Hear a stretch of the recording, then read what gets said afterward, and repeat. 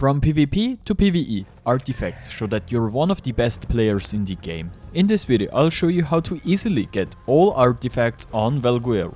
Hello Dodo crew and welcome back to another video on Ark Survival Ascended. Grab a bottle of water and let's get straight into it.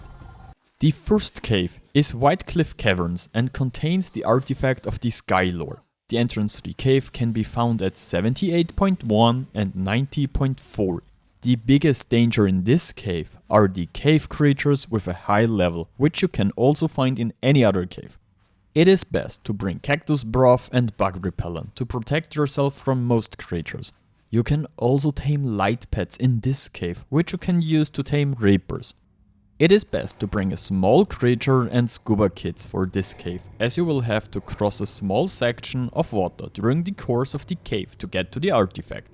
The artifact in this cave is the artifact of the Skylord and can be found at 83.8 and 92.3. I will give you the coordinates of the caves and the artifacts throughout the video, which you can also find in the video description. It's best to save the coordinates or mark them on your map. On a side note, as of I'm editing this, I'm at about 7k subs. If you could sub to help me reaching my goal of 10k subs by the end of the year, I would greatly appreciate it. The second cave is the Boreal Forest Cave and can be found at 34.3 and 51.4. It contains the artifact of the Crag. In addition to the standard cave creatures, you need to be careful, as you can also find Onyx in this cave. It's best to bring cactus broth and bug repellent to protect yourself from most creatures. As you have to jump over lava in this cave, you should for sure take grappling hooks or a flyer with you for this cave. Yes, you heard right, you can take a flyer into this cave and use it. I don't know whether this is intentional and whether it's always been like this, but it's currently possible and makes it super easy to get to the artifact. The artifact is located at 35 and 52.1 and is surrounded by lava. Are you tired of playing alone on a dead server? Sick of lag, wipes and admins who never show up? Then it's time to join TBS, one of the biggest no-wipe servers, on which I'm actually playing and I'm making a video on. On top of that, on their PvP and PvE servers, they have all maps available cross-platform, custom caves that are truly outstanding, auto-lootable raid bases, and even full 48-hour offline raid protection during the week. Not only that, but on weekends, it switches to a 3 times orb, which offers the possibility for offline raids, more action, and so much more. A maximum of 4 players per tribe is allowed, and there are cash prizes for the best tribes.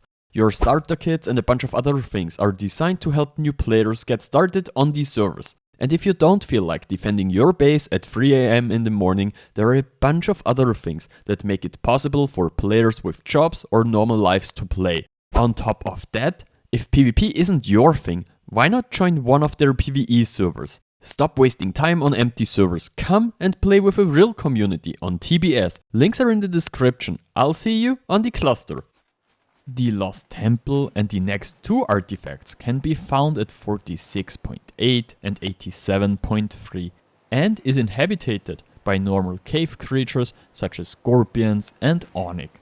In addition, the cave has a water section with eels and other disgusting creatures.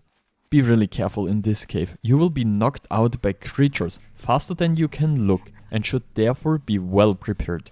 In addition, there are traps in this temple that you can fall into and you will directly die.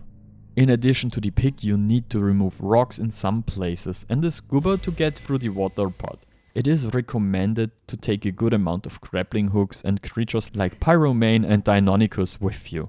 The artifact of the Brute is located at 47.6 and 88. The artifact of the Devourer can be found at 48.7 and 90.3.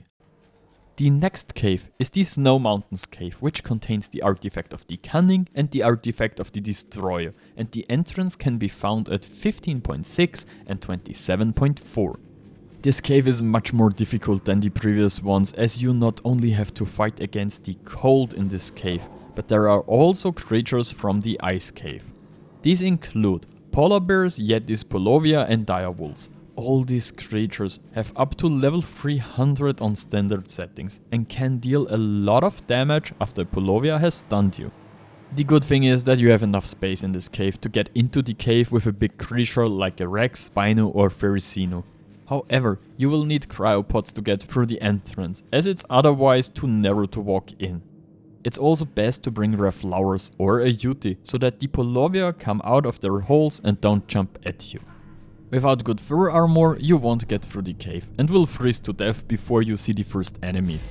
The artifact of the Cunning can then be found at the end at 14.8 and 27.8, and the artifact of the Destroyer can be found after a jump part at 32 and 1.3. The Lair is probably the most unusual cave on the entire map, as the entrance at 73.8 and 41.8 is already defended by a full-grown broodmother. This cave is the most important as there are 3 artifacts in this cave. Even if the boss is a little weaker than the ones you know from the island or the center, she is still a strong opponent and you won't get past her just like that. If you're fast enough, however, you can avoid her and run past her without attacking you. I would recommend this in most cases, but be careful, she may run after you or you may run into another one in the cave. In the cave itself, you'll be fighting Arthros, Leeches, Meganeuro, Araneo and other drones. It's for sure best to bring Cactus Broth and Bug Repellent with you to protect yourself from these creatures and get through the cave without major problems. You can also wear ghillie so that the creatures in the cave can't see you.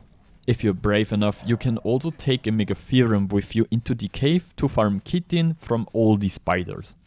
And it goes on, the cave is also filled with poisonous swamp gas, so you'll need several gas masks in case one breaks. The first artifact that can be found in the cave is the artifact of the Pack at 70.2 and 39.1. The second artifact is the artifact of the Strong and can be found at 70.3 and 36.6.